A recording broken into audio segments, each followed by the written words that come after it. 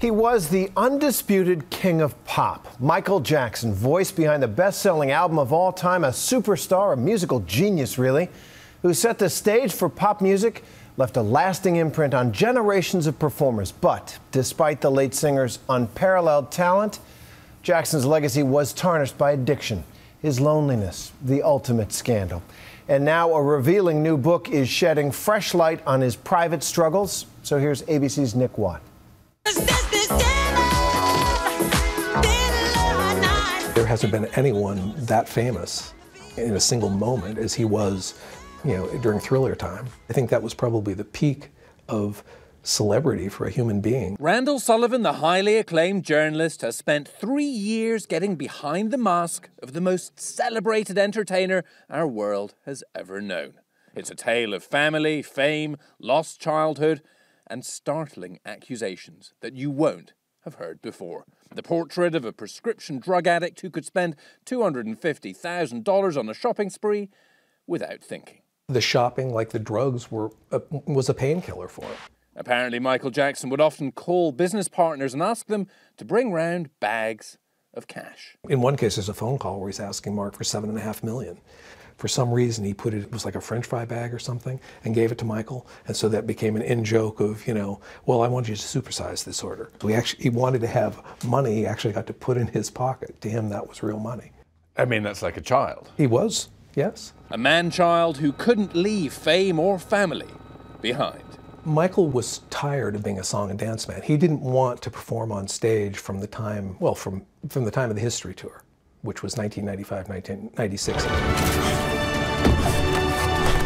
Jackson wanted to be an actor. He had wanted to buy the rights to every Marvel character before anyone else thought of making them into movies. He wanted to play Spider-Man. How that would have worked, I don't know. And he wanted to play Willy Wonka, but he didn't get that role either. Jackson claimed to be a child trapped in an adult world. He never got to express, for example, his sexuality in any sort of a... And you think his sexuality was? I think he did all that he could to neutralize himself. I don't think Michael was trying to be homosexual, heterosexual, or pedophile. I think he was trying to be asexual, or pre-sexual, actually. His insistence that he was Peter Pan became so total that, he got Peter Pan's nose.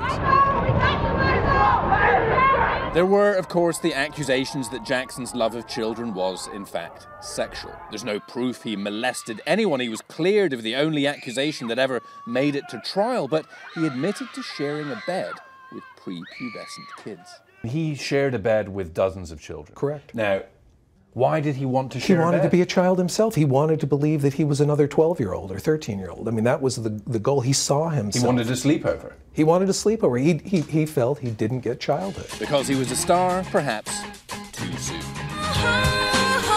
He was the focal point of the family from the time he was 7 years old. The lead vocal on many Jackson 5 smash hits, including I Want You Back.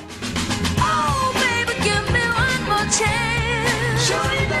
People want to believe that the Jacksons are a family of very talented people, but really there was one very, very talented person. Michael, desperately lonely, apparently sought the company of a handful of other people on earth who could understand his level of fame. He was, says Sullivan, given the brush off by Jackie O and Princess Diana.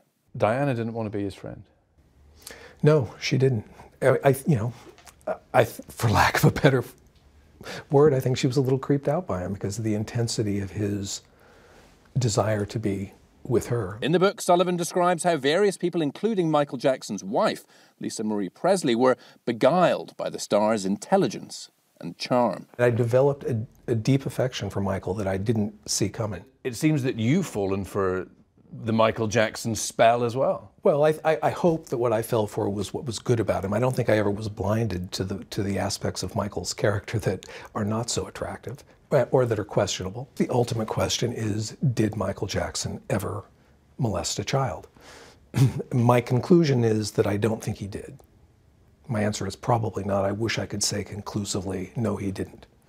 I can't. There is a shadow of doubt. And I had to come to accept that I was going to have to live with that. And I think anyone who's honest about Michael will have to live with it too. I'm Nick Watt for Nightline in Los Angeles.